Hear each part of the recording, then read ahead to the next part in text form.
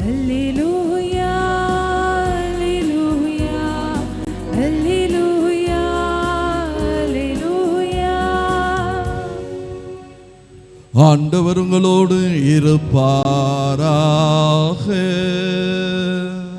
உம் ஆன்மாவோடும் இருப்பாராக. புனித லூக்காஸ் எழுதிய பரிசுத்த நற்செய்தியிலிருந்து வாசகம். ஆண்டவரே மாட்சி உமக்கே.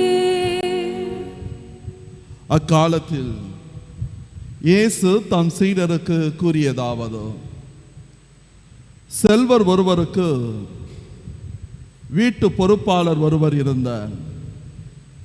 அவர் தம் தலைவரின் உடைமைகளை பாழாக்கியதாக அவர் மீது பழி சுமத்தப்பட்டது.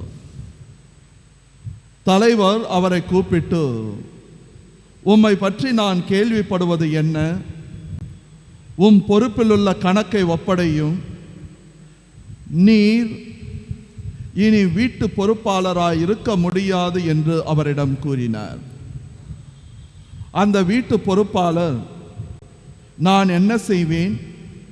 வீட்டு பொறுப்பிலிருந்து என் தலைவர் என்னை நீக்கிவிடப் போகிறாரே.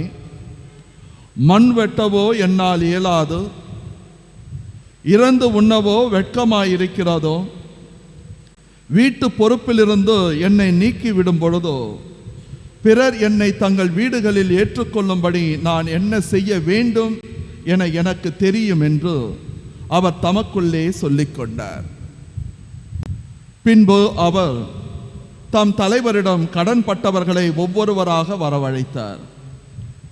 முதலாவது வந்தவரிடம், நீர் என் தலைவரிடம் எவ்வளவு கடன் பட்டிருக்கிறீர் என்று கேட்டார். அதற்கு அவர் 100 குடம் எண்ணெய் என்றார். வீட்டு பொறுப்பாளர் அவரிடம், இதோ உம் கடன் சீட்டு, உட்கார்ந்து 50 என்று உடனே எழுதும் என்றார். பின்பு அடுத்தவரிடம், நீர் எவ்வளவு கடன் பட்டிருக்கிறீர் என்று கேட்டார். அதற்கு அவர் 100 மூட்டை கோதுமை என்றார். அவர், இதோ உம் கடன் சீட்டு 80 என்று எழுதும் என்றார். நேர்மையற்ற அந்த வீட்டு பொறுப்பாளர் முன்மதியோடு செயல்பட்டதால் தலைவர் அவரை பாராட்டினார். ஏனெனில் ஒளியின் மக்களை விட இவ்வுலகின் மக்கள் தங்கள் தலைமுறையினரிடத்தில் மிக்க முன்மதி உள்ளவர்களாய் நடந்து கொள்கிறார்கள் என்றார். இது கிறிஸ்து வழங்கும் நற்செய்தி. கிறிஸ்துவே உமக்கு புகழ்.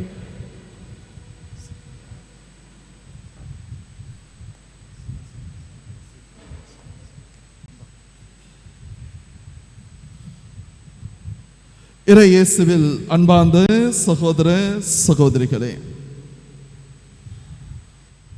இன்றைய நற்செய்தி வாசகத்தை வாசிக்கிறப்போ நம்ம ஒரு சிலர் நினைக்கலாம், அப்போ ஏமாத்தலாமா,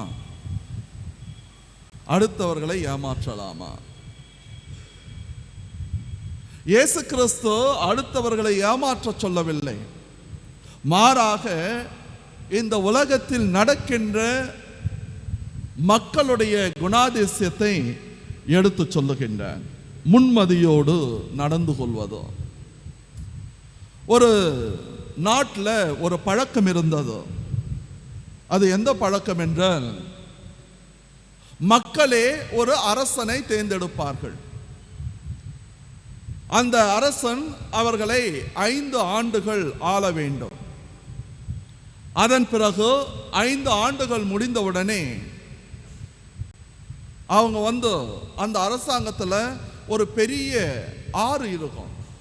அந்த ஆறை கடந்து சென்றால் ஒரு காடு இருக்கும். அந்த காட்டில் அந்த அரசனை விட்டுடுவாங்க. அவன் 5 வருஷத்துக்கு அப்புறம் அந்த காட்டுக்குள்ளே போனான்னா திரும்பி வர முடியாது. ஏனென்றால் காட்டு விலங்குகள் அவனை சாகடித்து விடும். அதனால் பெரும்பாலானவர்கள் இந்த அரச பதவியை கண்டு பயப்படுவார்கள். ஏன்னா 5 வருஷத்துக்கு அப்புறம் இவனுங்க நம்மளை காட்டில் விட்டுடுவானுங்க, நம்ம செத்துடுவோம். அதனால் பெரும்பாலானவர்கள் எனக்கு இந்த பதவியும் வேணாம், இந்த ஓட்டுலையும் போட்டியிலையும் நான் கலந்துக்கல அப்படின்னு சொல்லி பின்வாங்கி விடுவார்கள். அப்போ ஒரு முறை எலெக்ஷன் நடந்தது. அதில் ஒருத்தன் முன்னால் சொன்னான், என்ன நீங்கள் தேர்ந்தெடுங்க அப்படின்னா. எல்லாருக்கும் ஆச்சரியம். ஏன்னா எல்லாரும் வேணாம் சொல்லுவாங்க, இவன் என்னை தேர்ந்தெடுங்கன்னு சொல்கிறானே அப்படின்ட்டு. சரி அப்படின்ட்டு அவனையே தேர்ந்தெடுத்தார்கள். தேர்ந்தெடுத்த பிறகு 5 ஆண்டுகள் ரொம்ப அருமையாக ஆட்சி செஞ்சான். எல்லாருக்கும் ஒரே சந்தோஷம். ரொம்ப அருமையாக ஆட்சி செஞ்சான். ஆட்சி செஞ்சுட்டு அவனுடைய 5 ஆண்டு காலம் நிறைவடைகின்ற நேரத்தில் அவனை ஒரு பெரிய படகுல அலங்காரம் செஞ்சு அந்த காட்டில் எடுத்துன்னு போய் விடுறதுக்கு போகிறாங்க. இவனோட இன்னும் ஒரு 4-5 படகுகள் மக்கள் என்ன அருமையாக ஆட்சி செஞ்சிருக்கிறானே, அதனால் விடுறதுக்காக போகிறப்போ வழக்கமாக அப்படி போகிறவங்க அழுதுட்டு போவாங்க, இல்லை சோகமாக போவாங்க. ஆனால் இவன் ரொம்ப சந்தோஷமாக போனான். எல்லாருக்கும் ஆச்சரியம். ஏண்டா நீ சாக போற, இவ்வளவு சந்தோஷமா போறியே அப்படின்னு கேட்டப்போ அவன் அழகா சொன்னான், நான் ஏண்டா சாகணும்? 5 வருஷமா நீங்க என்ன அரசனா வச்சிருந்தீங்க. அந்த சமயத்திலேயே இந்த காட்டில் சூப்பரான ஒரு பங்களாவை கட்டிட்டேன். நான் அடிக்கடி இந்த காட்டுக்கு வந்து இந்த காட்டில் எப்படி வாழன்றதை நான் கற்றுக்கிட்டேன். அதனால நான் இப்போ அங்கே காட்டுக்கு முதல் முறையா போல பல முறை நான் இங்கே எப்படி வாழன்றதை பிளான் பண்ணிட்டேன். அதனால நான் சாக போறதில்ல, அங்கே போய் என்னுடைய வாழ்க்கை இன்னும் என்ஜாய் பண்ண போறேன் அப்படின்னு சொன்னான். அன்பார்ந்தவர்களே, முன்மதியோடு நடந்து கொள்வதோ. கடவுள் நமக்கு 6வது அறிவை கொடுத்திருக்கின்ற அந்த 6வது அறிவு என்ன அப்படின்னு பார்க்குறப்போ யோசிப்பது, சிந்திப்பது. பலர் நல்லா படிச்சிருப்பாங்க. படித்தவர்கள் அனைவரும் அறிவாளிகள் அல்ல, அதை நல்லா புரிஞ்சுக்கிங்க. அதே மாதிரி வயது வந்தவர்கள் அனைவரும் அறிவாளிகள் அல்ல. ஒரு சிலர் சொல்லுவாங்க 70 வயசு ஆயிடுச்சு, ஆனால் அவங்களுக்கு யோசிக்க தெரியாது. ஒரு சிலர் PhD பண்ணிட்டு பயங்கர டாக்டரேட் எல்லாம் பண்ணிட்டு ஒரு டாக்டராக கூட உட்கார்ந்துருப்பான், பெரிய இதில் கூட உட்கார்ந்துருப்பான். ஆனால் அவனுக்கு என்ன தெரியுமா, புக்கில் என்ன படித்தோமோ அதை அப்படியே எடுத்துன்னு தான் அப்ளை பண்ணுவான். என்ன சொல்லி கொடுத்தார்களோ அதை மட்டும் தான் செய்வான். அதெல்லாம் அறிவு. கடவுள் உன்னையும் என்னையும் படைத்தோம் 6வது அறிவை ஒன்றை கொடுத்திருப்பது எது தெரியுமா? ரீசனிங், யோசிப்பதோ சிந்திப்பதோ. இது ரொம்ப பேருக்கு ஒரு பெரிய கேள்விக்குறி. அதனால தான் ஏதாச்சும் நம்ம தப்பு பண்ணா ஒரு சொல்ல, ஏண்டா உனக்கு அறிவு இருக்கா அப்படின்னு கேள்வி கேட்பாங்க. நம்மளுக்கு கோபம் உஸ்ஸுன்னு வரும். ஏன்னா அது இருந்தா நம்ம இது மாதிரி செய்ய மாட்டோம் என்பதுதான் அவர்கள் சொல்லுகின்ற ஒரு கருத்து. யோசிச்சு பாருங்க, உங்க வீட்டில் ஒரு கல்யாணம், உங்களுடைய மகனுக்கோ மகளுக்கோ இல்லை பேர குழந்தைக்கோ என்ன செய்வீங்க? கல்யாணம் உடனே செஞ்சிடுவீங்களா? ஒரு வருஷத்துக்கு முன்னால இல்லை 6 மாசத்துக்கு முன்னால உட்கார்ந்துக்கிட்டு நம்ம கிட்ட எவ்வளோ பணம் இருக்கு, நம்ம எவ்வளோ லோன் எடுக்கணும், அதுக்கப்புறம் நம்மளுடைய செலவினங்கள் என்ன, யார் யாரெல்லாம் கூப்பிடணும், எங்கெல்லாம் நம்மளுடைய தகுதிக்கு ஏற்றார் போல எப்படி செய்வது என்று பிளான் போடுறோம் பார்த்தீங்களா? அதுதான் முன்மதி. வாழ்க்கையில பல நேரத்தில் ஆழம் தெரியாம காலை வைக்கிறது. என்னுடைய வியாபாரம் இவ்வளவுதான், என்னால் இவ்வளவுதான் கட்ட முடியும், இவ்வளவுதான் செய்ய முடியும், அதுதான் ரீசனிங். பல சமயத்தில் முட்டாள்களாக இல்லை என்றால் பேராசை கொண்டோ ஆழம் தெரியாமல் காலை வைத்து விட்டு அதுக்கப்புறம் ஐயோ என்னால் சமாளிக்க முடியல. ஒரு சிலர் திருமணம் செய்து கொள்வதற்கு முன்னாலேயே லோன் எடுத்துடுறான். லோன் எடுத்துட்டு அதுக்குள்ள கல்யாணம் ஆகும். கல்யாணம் ஆகி அவனுக்கு ஒரு குழந்தை பிறக்கும், மனைவி வருவாள். இதற்கு செலவு செய்வானா, லோனை கட்டுவானா? உடனே குடும்பத்தில் பிரச்சனை வரும். நான் முன்மதியோடு செயல்படுவது இல்லை. இதைதான் நான் சொல்ல வர்றேன். எனக்கு தெரிந்த ஒரு சில நபர்கள் இருக்கின்றார்கள். அவங்க வாழ்க்கையில எல்லாத்தையுமே பிளான் பண்ணி செய்வாங்க. எந்த அளவுக்குன்னா, ஒருத்தர் இருந்தார், அவர் சாவறதுக்கு முன்னால கூட எல்லாத்தையும் பிளான் பண்ணி செத்தார். ஒரு 6 மாசத்துக்கு முன்னாலேயே யார் அவருடைய பிள்ளைகள் அனைவருக்கும் சொத்து யாருக்கு எப்படி எல்லாம் சேரணும், அவருடைய வில்லை எப்படி எழுதணும், எந்த அளவுக்குன்னா அவருடைய சாவுக்கு செலவு செய்யக்கூடிய பணத்தை கூட அவர் எடுத்து வச்சுட்டு இறந்தார். அவருடைய பிள்ளைகள் எந்த ஒரு பிரச்சனை இல்லாம அப்பா என்ன செஞ்சாரோ அதை வாங்கிட்டு ரொம்ப சந்தோஷமா வாழ்ந்தாங்க. இதை எதற்காக சொல்லுகின்றேன் என்றால், முன்மதியோடு நடந்து கொள்வது. கடவுள் எல்லாருக்குமே அதை கொடுத்திருக்கிறார். ஆனா அதை நம்ம பயன்படுத்துறோமா? நம்ம கெட்டதுக்கு மட்டும்தான் பயன்படுத்துவோம், நல்லதுக்கு பயன்படுத்த மாட்டோம். அதனால தான் சொல்லுவாங்க, டேய் உனக்கு கிரிமினல் மூலடான்னுவாங்க. ஏன் கெட்டதுக்கு பயன்படுத்துறோம்னா, நமக்கு இறைவன் கொடுத்திருக்கின்ற அந்த முன்மதியை நல்லதற்கு பயன்படுத்துகின்றோமா? அதுதான் ரொம்ப ரொம்ப முக்கியமான கேள்வி.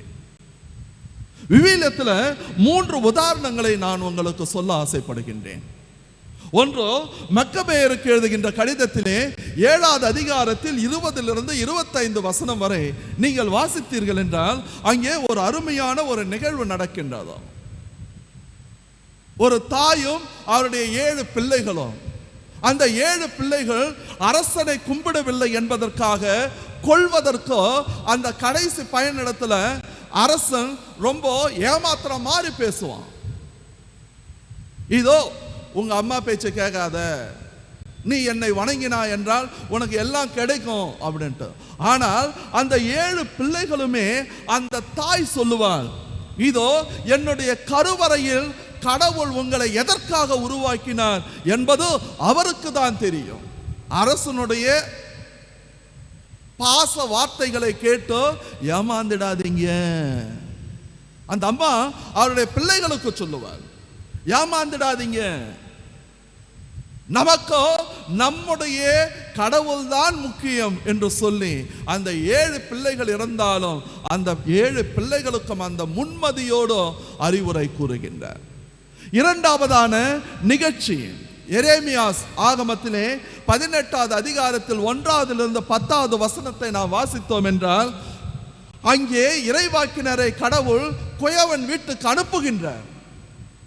அப்படி அனுப்புகின்ற பொழுதோ அவர் சொல்லுகின்றார், இதோ இந்த மக்களை நான் எந்த அளவுக்கு அன்பு செஞ்சேன் பாரு, அவர்கள் தவறு செய்து கொண்டே இருக்கின்றார்கள், ஆனா அவர்களை மன்னிச்சுக்கிட்டே இருக்கிறேன். முன்னதாகவே எப்படிப்பட்ட மக்கள் என்பதை கடவுள் எரேமியாசுக்கு அறிவுறுத்துகின்றார். இதோ இந்த மக்கள் எப்படி இருக்கிறாங்க, ஒன்னு அவர்களிடத்துல சொல்லு, அவங்க என் கையில இருக்கிறாங்க.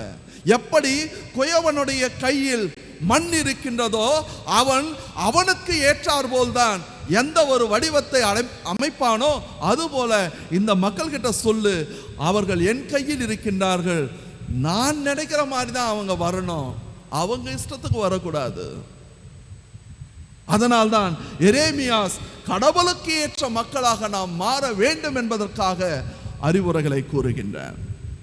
மூன்றாவதாக பார்க்கின்ற பொழுதோ எஸ்தர் ஆகமம் 5வது அதிகாரத்தில் 1லிருந்து 10 வரை, அங்கே மார்தெக்கே கவலை, அரசனுக்கு தெரியாமல் படைத்தளபதியாக இருந்தவன் என்ன செய்கின்றான், இஸ்ராயல் மக்களை கொல்ல வேண்டும் என்கின்ற ஆணையை பிறப்பிக்கின்றான்.